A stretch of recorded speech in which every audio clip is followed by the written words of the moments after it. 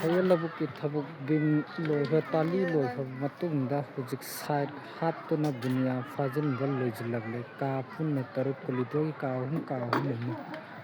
taruk bingi saruk loisilla matungda kairangba hore kairangba si ka ama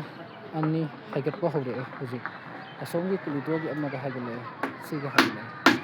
side hapa loi matungda haigatcharakani makhada side tai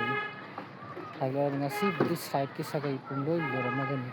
sonda nakanda khara wat ichali ajamba sarukti lojilani hangsit 4 days te hen sang pungloi loragani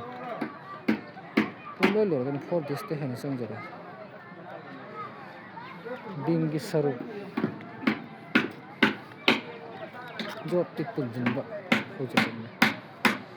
bin sat baboi construction lo